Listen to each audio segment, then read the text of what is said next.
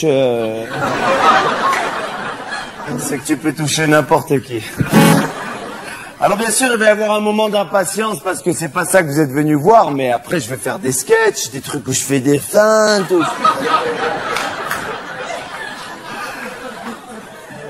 Mais vous avez jamais remarqué, ça arrive toujours dans les premières parties, on va voir un concert pour voir un chanteur, et c'est jamais le mec pour lequel on est venu qui rentre en premier sur scène. C'est un mec qu'on n'a jamais vu de notre vie, il commence à chanter, il veut plus s'en aller. Alors le public il crie parce que c'est pas lui qui veut voir, et comme le public il crie, l'autre il croit que c'est pour lui, il continue, il chante.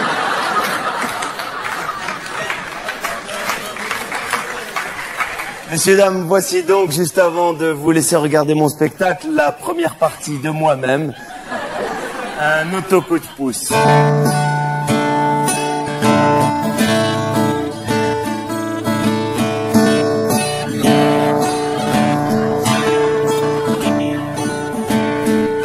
Petit oiseau, si tu n'as pas d'aile, ah, tu peux pas voler. Tu peux pas voler. Non, non, non, non, non. Petit oiseau, si tu n'as pas d'aile, ah, tu peux marcher. Tu peux marcher.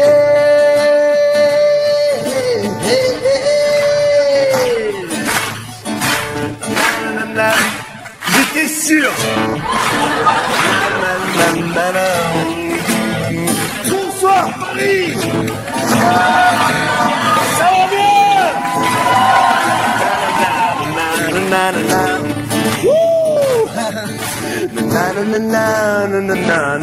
Petit oiseau, si tu n'as pas l'air, tu peux rien faire en tant qu'oiseau.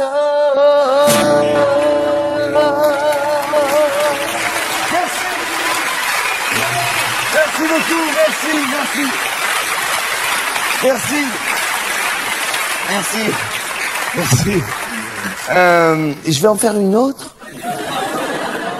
Bon, d'abord, je vais parler entre les chansons, comme ils font dans les concerts, pour être un peu plus proche du public. Je voulais juste vous raconter une anecdote personnelle, après je vous laisserai tranquille regarder mon spectacle. Je voulais juste vous dire que j'ai toujours voulu être musicien, chanteur, mais ça s'est très mal passé avec mon père quand j'étais tout petit. Un jour, j'étais tranquillement chez moi en train de jouer du piano, je faisais tan, tan, tan, tan, tan, tan. Et mon père est rentré, il m'a dit, attends, ça fait 6 mois que je te paye des cours de piano, et tu es là, tan, tan, tan. Le fils du voisin, ça fait même pas 3 semaines qu'il joue et ses doigts ils cavalent sur le piano, on dirait Mozart. Je lui dis, papa, t'as rien compris, le fils du voisin, il cherche encore. Moi, ça y est, j'ai trouvé, c'est celle-là. Mesdames, messieurs, juste avant mon spectacle, une autre chanson. Celle-ci, j'ai pas encore écrit les paroles. C'est la raison pour laquelle je vais la chanter en anglais. Ça passe. Je sais pas pourquoi les chansons en anglais, ça passe toujours. C'est une histoire d'amour. C'est l'histoire d'un mec qui était très amoureux d'une fille. Et la fille, elle aussi. C'est génial quand c'est comme ça.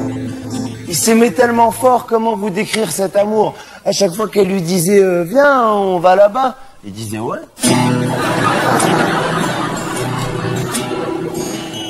Ils n'avaient aucun problème, donc ils ont commencé à chercher les problèmes. Jusqu'au jour où elle a regardé comme ça vers 6h moins 10. Elle lui a dit Red, it's scared, it's like Stony. But I'm great as hell to see. And I know again it's good. No, when I heard it's all right. Hallelujah. When I heard it's on my mind. And it is scared as I love. Tu la connais? Merci. Merci beaucoup, cher. Merci. Bon, je vais en faire une autre. Oh, voilà, c'est pour ça qu'on met des guitares comme ça maintenant dans les premières parties. C'est pour que le mec il reste pas trop longtemps. C'est pour qu'il puisse contrôler. En tout cas, je voulais vous dire merci vraiment de votre patience et très bon spectacle à tous. Merci.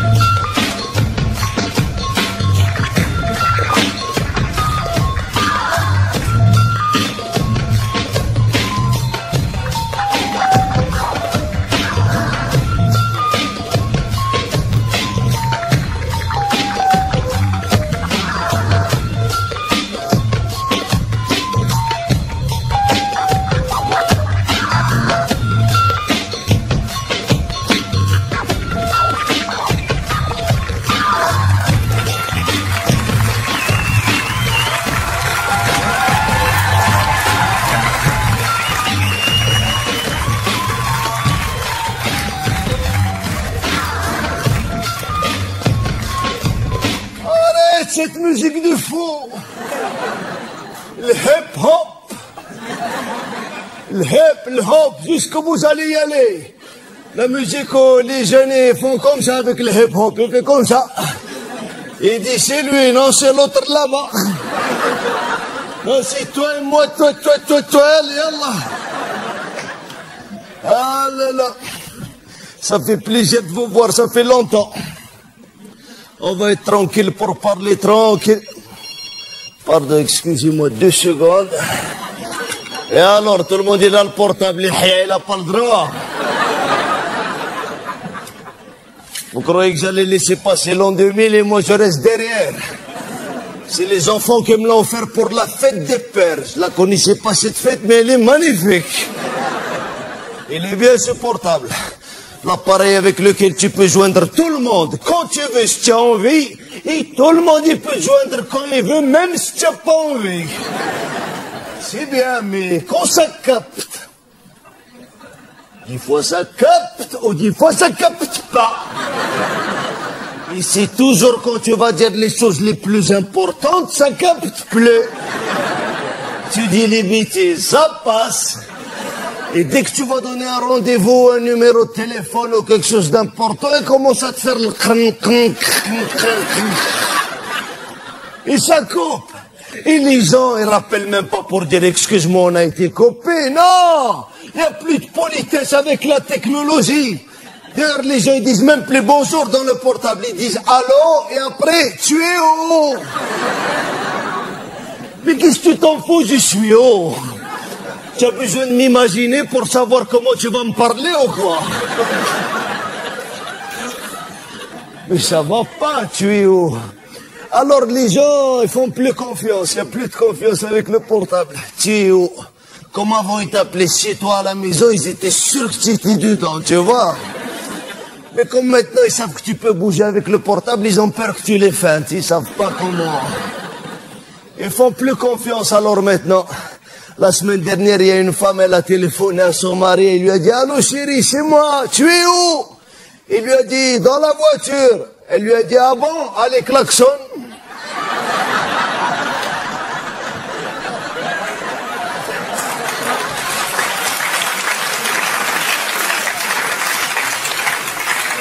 Attention. C'est bien quand ça capte, des fois ça capte pas, mais qu'est-ce qu'on va faire? Attention aussi. Des fois, ça capte, et les gens, ils te font croire que ça capte pas. À chaque fois que je commence une discussion avec mes enfants qui n'ont pas envie de la discuter, attention, papa, on va être coupé, je passe dans le tunnel. Le tunnel. Depuis qu'on a les portables dans ma famille, Paris c'est devenu une ville souterraine.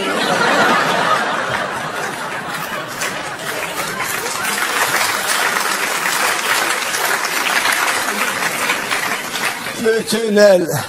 Alors moi aussi je leur fais le coup. Et j'ai même pas de voiture.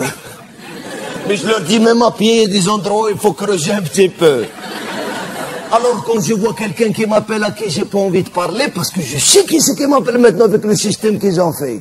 Sur le portable, il t'accroche le numéro de celui-là qui t'a appelé. Mais comment ils font, je t'en prie, comment ils font? Est-ce qu'il y a quelqu'un qui se cache, il te regarde comme posé, il va lui dire...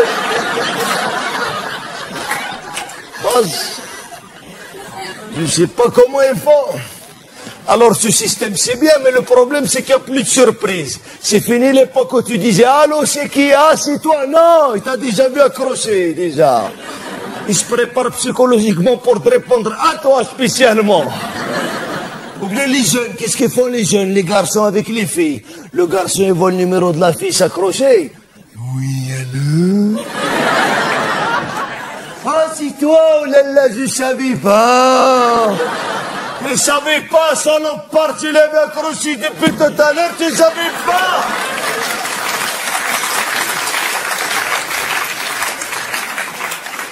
Alors un jour, je lui ai fait le coup à mon petit-fils. J'étais avec sa copine, je lui ai dit appelle-le tout de suite sur le portable. Elle l'a appelé sur le portable, il a vu le numéro de sa copine s'accrocher. Elle a dit comme ça, allô, c'est toi? Je lui ai dit non, c'est moi. À moi, tu me parles jamais comme ça, hein? Et j'ai raccroché, je l'ai éteint. De temps en temps, je l'éteins le portable parce que des fois, il me monte à la tête, j'en ai marre. Et même quand je l'éteins, les gens, de toute façon, ils peuvent me laisser les messages dans la messagerie, la boîte vocale. Ah, elle est bien, cette boîte vocale. Ma parole, des fois, j'aimerais la voir en vrai, pas rien que dans le téléphone. Avec les gens, j'aimerais avoir une boîte vocale des fois. Quand je rentre à la maison fatigué, stressé, énervé, que ma femme, elle continue encore avec va faire ça, regarde ça, regarde celui-là, là-bas, viens, reviens. Il y a des jours, ma parole, j'aimerais lui dire, chérie, je suis pas là pour le moment. Laisse-moi un message, je te réponds tout à l'heure, s'il te plaît.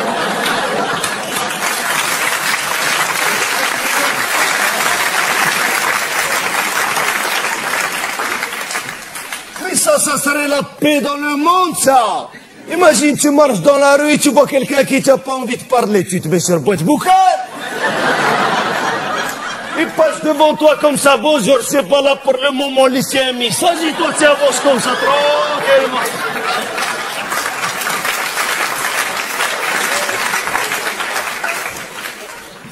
Elle est bien, attention, elle est très bien cette boîte vocale. La seule chose que j'aime pas dans la boîte vocale, c'est la femme qui parle dedans. Je la connais pas, mais je la supporte plus, celle-là. Tu sais, celle-là, quand tu as pas de message qui te dit, elle te le dit pour t'énerver. Déjà que personne t'a téléphoné, elle rajoute pour t'énerver. Vous n'avez pas de nouveaux messages. Mais ne dis rien, je vais comprendre que personne m'a téléphoné. Non, elle te rajoute, personne n'est là pensé à vous, voilà. Rajoute, c'est bien fait pour ta gueule aussi, non? Elle m'énerve celle-là. Ou bien quand tu as des messages, elle te le dit, elle parle doucement, très lentement, pour que tu dépenses bien l'argent. Elle dit bonjour. Alors moi, pour pas perdre le temps, je lui réponds pas. Comme ça, on rentre pas dans comment ça va. Et la famille, et toi, ça fait combien de temps que tu travailles dans la boîte vocale? Elle dit bonjour. Et doucement, maintenant, elle va te faire des petits suspens maintenant. Vous avez un petit suspense, un suspense de 4 francs 70, 3, nouveau message. Après, qu'est-ce qu'elle te dit celle-là? Elle te dit, si vous voulez les écouter. Si je veux les... Non, je veux rien que savoir combien j'en ai fait voir. Ouais, c'est trop un message, ouais. Si je veux les écouter, qu'est-ce que je vais faire avec si je les écoute pas? Non, j'attends que j'en ai 18, je les écoute pas, et je les efface d'un coup, rac. Elle m'énerve celle-là. Quand tu vas acheter un sandwich, c'est ce qu'on te dit, si c'est pour le manger, appuie sur le 1.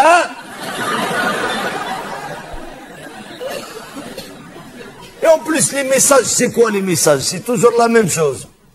Allô, bon, tu n'es pas joignable, alors rappelle-moi. Voilà. Et toi, tu rappelles. Allô, j'ai bien eu ton message que j'étais pas joignable. Maintenant, c'est toi qui n'es pas joignable. Alors rappelle-moi, toi. Et attention à la femme de la boîte vocale, elle va aller lui dire à l'autre aussi. Elle se mêle de la vie de tout le monde. Et elle n'arrête pas. Toute la journée, elle commence le matin. Toi, tu as 2 messages, celui-là il a 3, celui-là il va archiver, celui-là il veut récolter, mais tu vas tomber malade, ma fille. Elle m'énerve celle-là. Mais bon, c'est bien supportable, je fais tout avec. Maintenant, quand je veux amener les petits-enfants au cinéma, attention, l'an 2000, hein, c'est fini l'époque où j'allais devant le cinéma, je reste 2 heures comme ça, comme un hamad là-bas. Non, non, non, non. Maintenant, je tape un numéro, il y a une voix qui parle avec moi et me dit appuie le 1, appuie le 5, appuie le... Ce qu'il me dit d'appuyer, je l'appuie. Jusqu'à ce que j'achète les places du cinéma et je vais là-bas direct. C'est pratique. Mais le seul problème avec celui-là qui fait la voix dans le cinéma, c'est que toujours au début, il est gentil, il est calme, il est bien, de bonne famille. Tout. Et dès qu'il te dit le titre du film, il s'énerve avec toi. Il te dit bonjour, bienvenue, ça fait plaisir, voilà. Alors, si vous avez sélectionné la guerre des étoiles,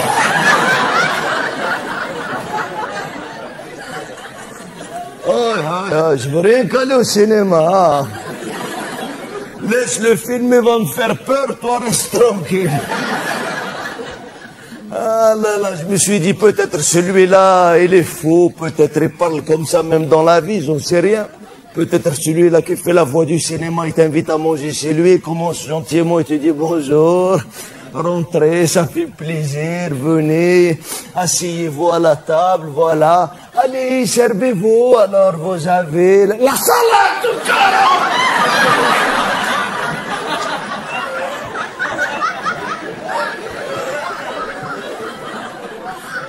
Je sais pas. Aïe, aïe, aïe. Il est bien supportable. Attention, je l'amène partout avec moi, hein. Sauf dans l'avion. Dans l'avion, ils veulent pas que tu fais le portable. Je sais pourquoi maintenant tu n'as pas le droit de faire le portable dans l'avion. Il y a 2 flèches là-bas dans le portable. Je crois que tu peux conduire un peu là.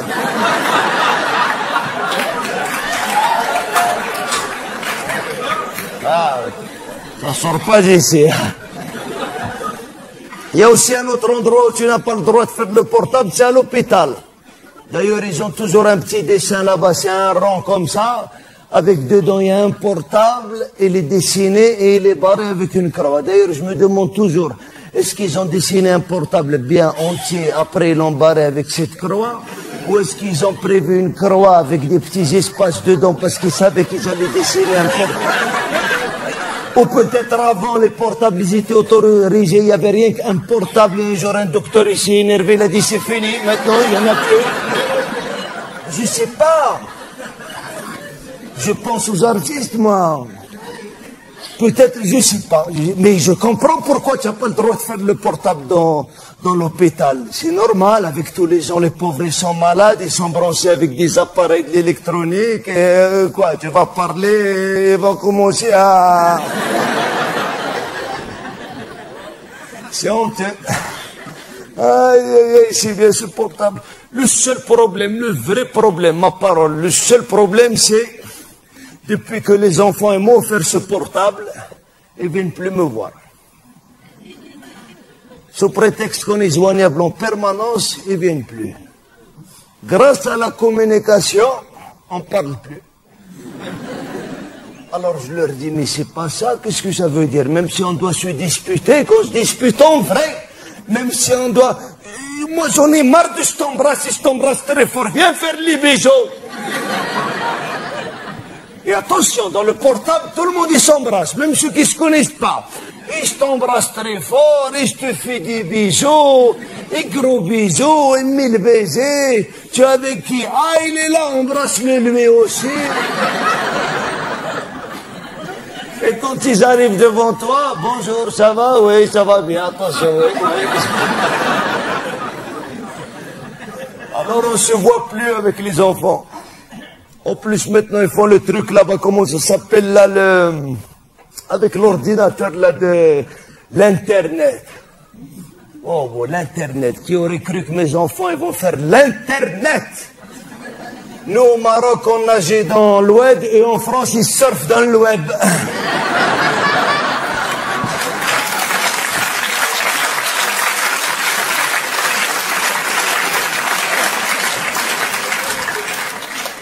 Alors, je les vois plus, ils sont toujours sur boîte vocale. Depuis qu'il y a ces portables, cette famille, on dirait une cassette.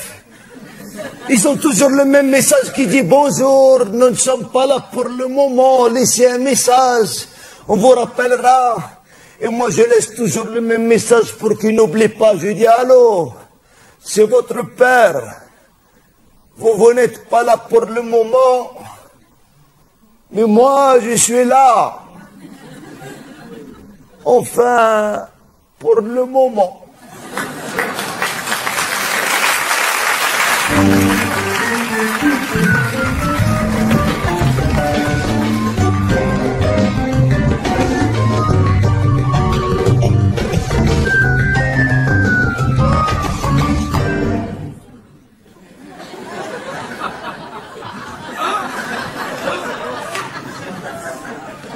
Ça me va bien ou pas? Regarde, dis-moi juste ça, non mais... attention, ouais, hop, ouais, la clope. Quand je vois cette cigarette, je me dis, mais comment j'ai fait pour me passer d'un bonheur comme ça pendant autant d'années, d'un plaisir comme ça? Je suis tellement content, ça y est, j'ai réussi à commencer. Alors mes copains, ils en reviennent pas. Ils me demandent tous, ils me disent tous, mais comment t'as fait, quoi? Comment t'as fait? Nous, ça fait des années qu'on essaie de commencer la cigarette, on n'arrive pas. Comment t'as fait? J'ai attendez les gars, attendez, comment j'ai fait pour commencer la cigarette? Il y a un mot, la volonté, ok? Parce que toutes vos conneries, genre, on va commencer progressivement. Aujourd'hui, je prends une taf, demain deux tafs, après-demain une demi-cigarette. Ou bien, ouais, dans une semaine, je vais aller me faire coller des patchs pour m'habituer à la nicotine, petit à petit. Mais tout ça, c'est n'importe quoi. Tu veux commencer la cigarette, si t'es un homme, tu te réveilles un matin, tu dis « Je commence !» Et tu commences. Ah non, je dis pas que ça n'a pas été difficile, t'es fou, quoi. Attends, ah, bien sûr, au début, c'est super difficile. Attends, t'as la gorge qui pique, la tête qui tourne, t'as la fumée qui te revient dans les yeux, tu es obligé de l'éviter. Non. Non, non, je te dis pas que tu vas sortir la fumée par le nez la première semaine. Non, non. Non, non, il y a des étapes. Ouais. C'est tellement bon. Non, nice. La classe.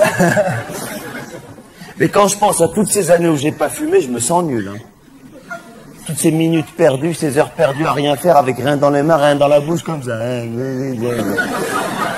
Je me rappelle avant, quand je fumais pas, j'avais un rendez-vous, j'y allais. Si le mec était en retard à mon rendez-vous, je l'attendais des fois 1 heure comme ça.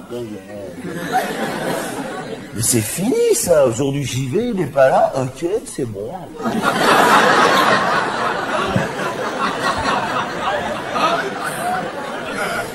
Tiens, c'est marrant, on a un peu de retard, c'est pas grave, ok, c'est bon. Je me rappelle avant, quand je fumais pas, j'allais dans des cocktails, dans des trucs comme ça. J'avais une coupe de champagne à la main, je parlais avec des gens. Alors, je sais pas, j'avais pas le truc. J'étais là, bon, et c'est fini, ça. Oh, aujourd'hui, je suis là. Ouais, on peut voir ça comme ça. C'est vrai que il y a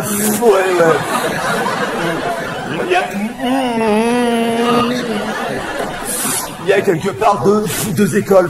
Ouais. Donc ouais. Ah tiens, salut. Là, tu rencontres un pote. Hop. Tu vas bien? Ouais, génial. C'est génial. Avant, ma bouche, elle sentait rien.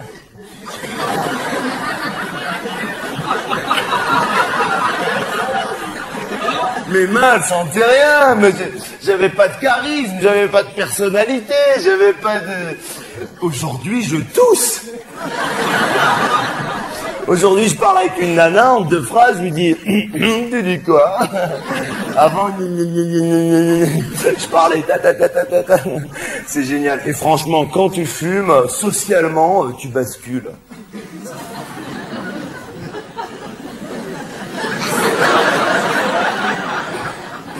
Attends, quand tu fumes déjà, moi c'est fini les entrées au resto, super génial. À l'époque quand je fumais pas, tu sais, où le mec te dit fumeur, non fumeur. Avant j'avais honte, je disais non fumeur, discret comme ça, placez-nous.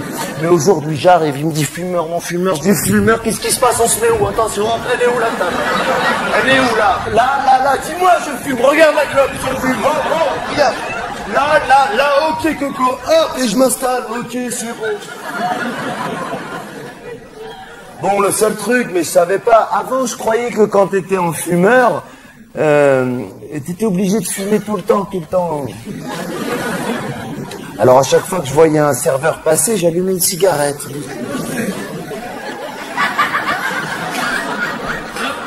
disais à ma copine, allume, fume un peu, on va se faire accrocher, fume. La pauvre, elle avait faim, elle fumait. Jusqu'au jour où j'ai demandé à un patron d'un restaurant, excusez-moi monsieur, on est bien en fumeur là? Il m'a dit ouais. Pourquoi? Je comprends pas. Je lui dis pourquoi? Parce qu'il y a 2 mecs qui fument pas.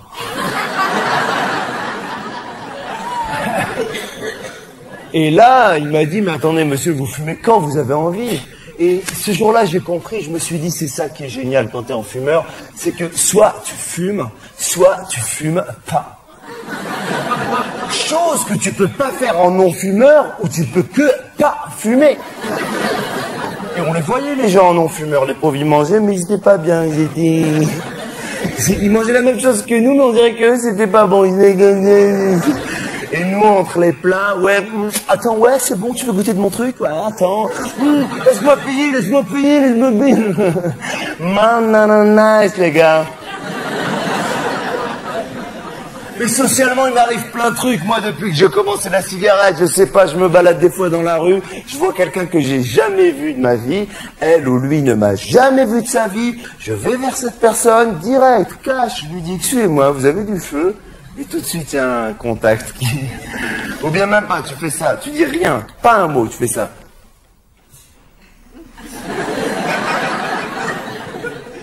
Eh ben, si tu fumes pas, va faire ça à quelqu'un.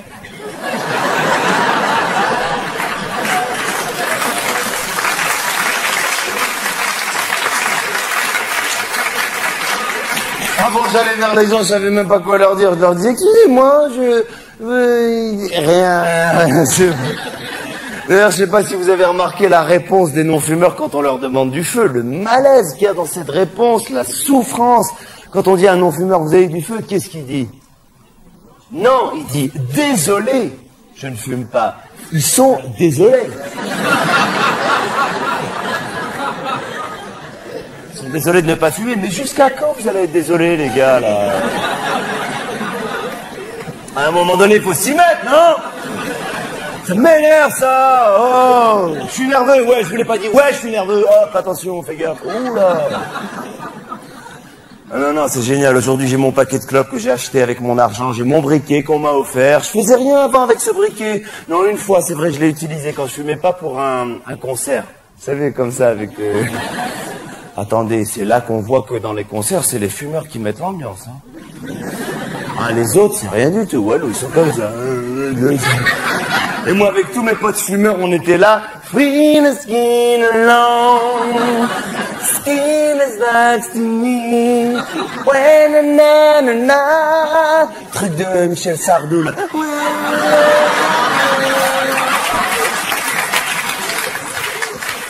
Et on voyait les non-fumeurs, les pauvres, qui voulaient mettre de l'ambiance. J'étais...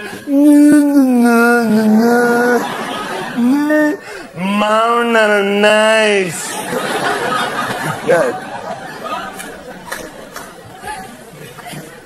Il y a une cigarette que j'adore, moi. Ma préférée, c'est la première de la journée. Celle du matin, celle du réveil quand t'as rien mangé, tu sais, celle qui te met dans un état de... Où tu cherches la cuisine, même si c'est chez toi. Ah, je l'adore, celle-là. Alors, pour pouvoir retrouver cette sensation plusieurs fois dans la même journée, moi, je fais des siestes.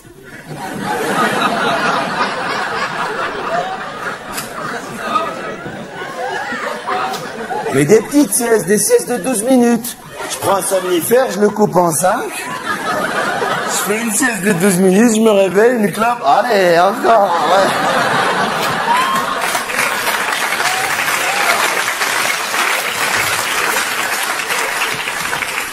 Alors, il y a un autre moment où j'adore fumer, c'est quand je suis pas bien.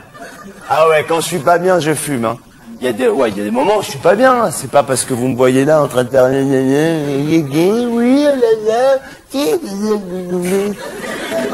ah oui, je suis un vieux. Ça m'énerve quand je fais ces trucs. Ah oui, vous ne connaissez pas? Eh bien, il y a une première partie.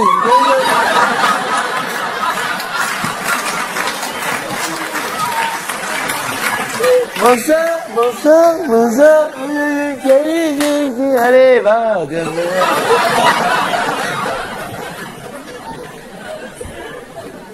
Oui, t'as commencé la cigarette. Allez, va-t'en, s'il te plaît, c'est bon. Non, quand je suis pas bien, je fume, moi. Il y a des moments où je suis pas bien. C'est pas parce que je déconne. Il y a des moments où je vais pas bien. Il y a des moments où il y a des moments où je vais pas bien. Il y a des moments où c'est les moments où tu sais pas ce que t'as et tu dis je sais pas ce que j'ai. Les gens disent tu veux aller boire un verre, tu veux parler, non je sais pas ce que j'ai. Mais parle-moi, non je sais pas ce que j'ai. Alors quand je suis dans un état de je sais pas ce que j'ai, je fume et là ça me fait du bien. Sauf qu'il y a des moments où je vais bien. Et dans les moments où je vais bien, quand je fume, ça me fait rien. Alors ce que j'essaie de faire, c'est retrouver ces états d'angoisse pour apprécier la cigarette. Alors ce que je fais, c'est que je pense à des trucs qui m'angoissent, je m'anxie pendant 2 ou 3 heures. Et dès que j'ai atteint le stade de je sais pas ce que j'ai... Là, j'allume une cigarette et ça me fait du bien. Je l'apprécie, c'est génial, j'adore ça, j'adore. Et quand je m'énerve, c'est pas génial quand t'as tapé une crise de nerfs de fumer une bonne cigarette. D'ailleurs, je sais pas si vous avez remarqué, les mecs, dès qu'ils ont terminé une bagarre ou un truc comme ça, première chose qu'ils font après la bagarre, ils prennent que... Je te jure, j'allais le tuer. On dirait que ça fait partie de la bagarre. Et tout ce qu'il a pas donné au mec, il lui donne la cigarette. Le plaisir. Moi, je fais pas ça, hein. Moi, je fais pas, je vous rassure. D'abord parce que je peux pas faire ça, enfin...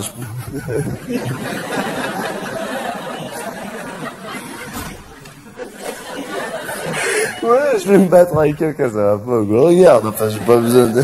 Non, j'ai pas la force physique en tant qu'adversaire au niveau de la violence. Non, mais ce que je fais, en revanche, c'est que je me mets volontairement dans des états de nerfs pour être super énervé et apprécier après une bonne cigarette. Ce que je fais, je rentre chez moi des fois, je suis calme, tout va bien, tout ça, et je commence une petite dispute avec ma copine, rien que pour être énervé après, tu vois, Bon, elle m'a rien fait, c'est vrai, mais j'ai une série de thèmes et de techniques universelles que vous devez sans doute connaître, qui l'a fait décoller au quart de tour. Alors, ce qu'il faut faire, j'arrive comme ça, je dis bonjour, je la regarde, je marque un temps, et là, faut dire, qu'est-ce que t'as?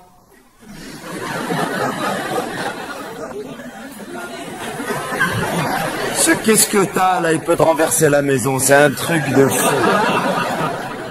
Alors elle dit rien, il faut dire ne me dis pas qu'il n'y a rien, je te connais par cœur.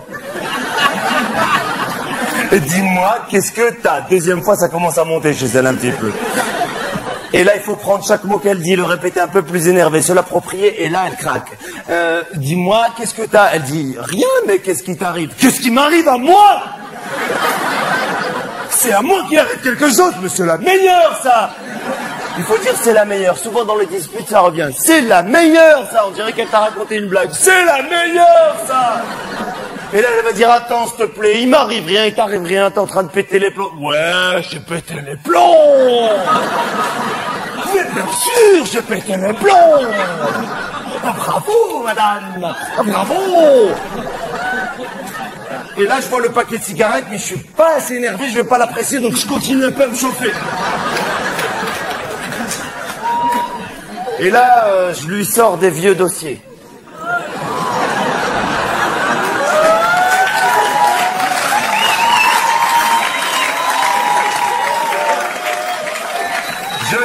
Je sais, les femmes, vous n'aimez pas les vieux dossiers. Et les mecs, ils adorent ça, je sais pas pourquoi. C'est des trucs qui sont passés il y a 8 ans et le mec, il va chercher au fond. Ça fait mal et il cherche encore un petit peu. Alors, je lui sors 2-3 vieux dossiers, elle craque, elle pète un plomb, elle pleure, moi aussi, je pleure, je craque, et là, j'allume ma cigarette, et pour pouvoir légitimer et authentifier toute cette situation, je tire une taffe et je dis toujours « Ouais, de toute façon, tu me comprendras jamais, toi !» Attention, il est très important pour moi de me réconcilier avec elle, hein, oh. Bah, d'abord parce qu'elle m'a rien fait.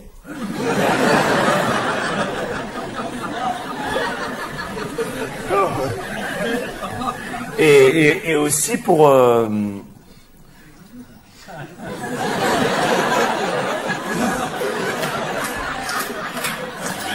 Arrêtez Ah non. Ah, j'ai honte. Waouh. Pour que... Je m'en fous, je le dis, peut-être vous l'avez déjà fait. Pour qu'on puisse faire l'amour. Arrête, c'est bon. Des fois, on fait l'amour pendant des heures, je pense rien qu'à la cigarette que je vais fumer après, ça me met...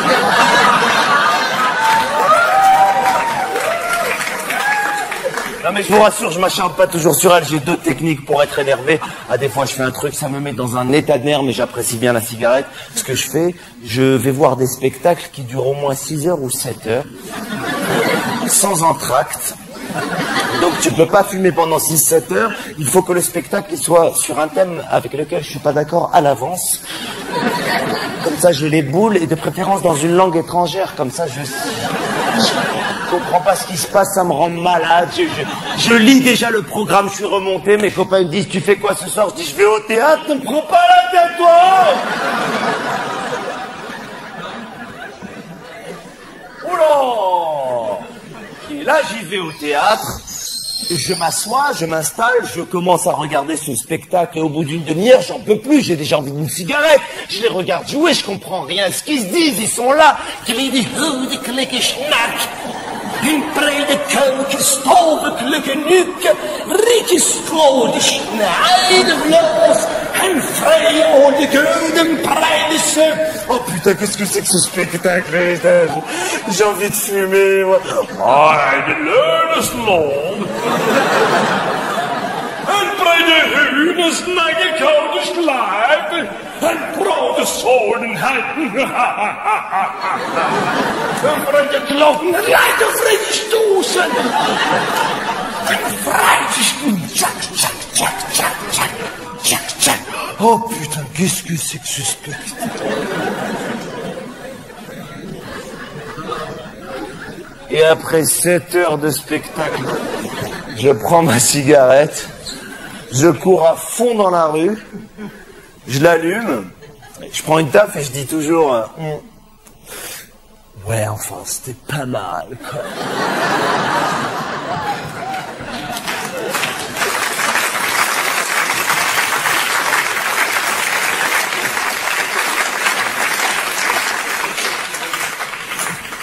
Ah oui, nananaise.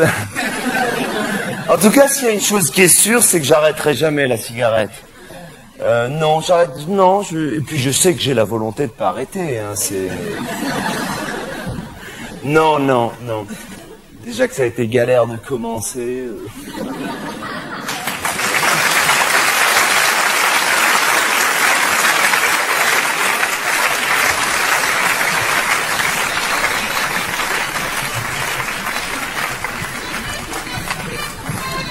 C'est vraiment le truc qui peut me rendre malade.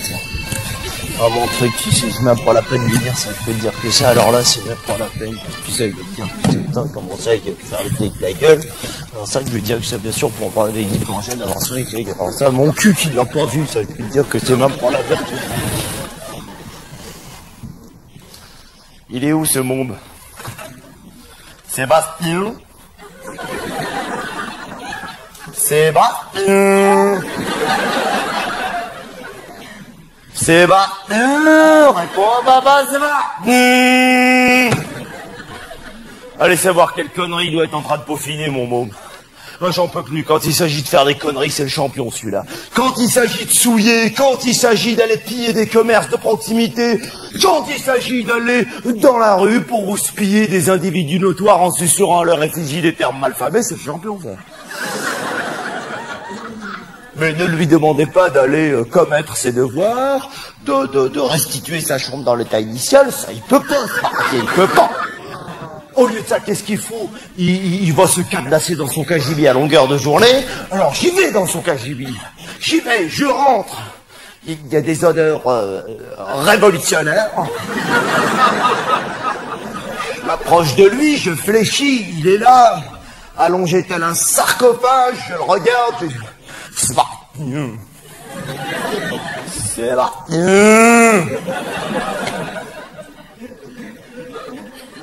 T'es décédé ou quoi? Réponds à papa. Alors là, il opine. Monsieur opine du chef. Monsieur...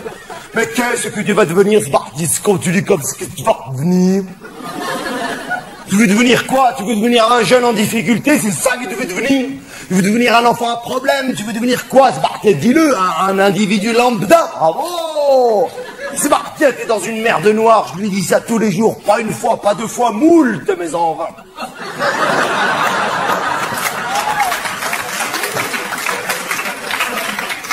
Et vous savez ce qui me rend dingue, moi, chez Sébastien? C'est qu'à un moment donné, il nous avait redonné espoir. Je me souviens, il était tellement doué en jeux de société, notamment en puzzlé.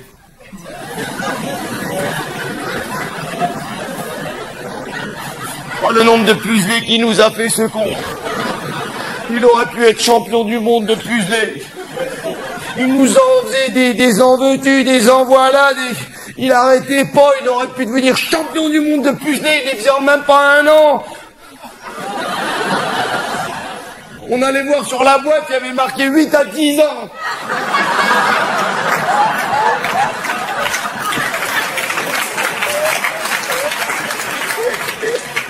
Puis après, il s'est relâché. Monsieur assemblait les pièces à sa guise et donnait lieu à des scandales visuels. Je vous parlerai pas du Scrabble, parce que ça me rend dingue, ça.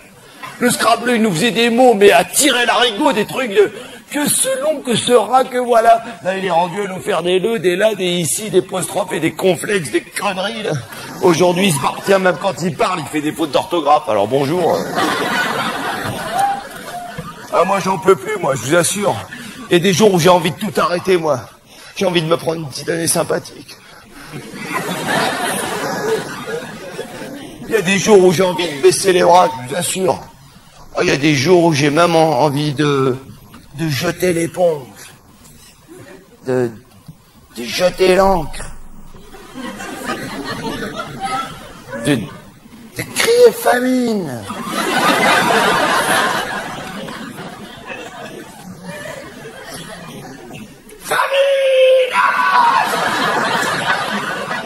Oh, comme ça c'est fait, ça déjà, on va pas se mettre. Alors, vous voulez que je vous dise, je pense que ce Spartiate, il se barre en couille, hein. Ça c'est un truc évident. Excusez-moi d'être aussi directionnel, mais il se barre en couille. Alors là, Ça date pas d'hier ni d'aujourd'hui, c'est depuis le jour de sa naissance. Je me souviens, le jour où il s'est extirpé, ce Bartien. Le jour où il s'est extirpé, je l'ai regardé. J'ai regardé sa mère, je dis, oula, je le sens pas. Ah oui, non, et pourtant je suis sensible, hein, mais non, je sais pas, ça le faisait pas, j'ai regardé la gentille femme, je me souviens, je lui avais dit, madame.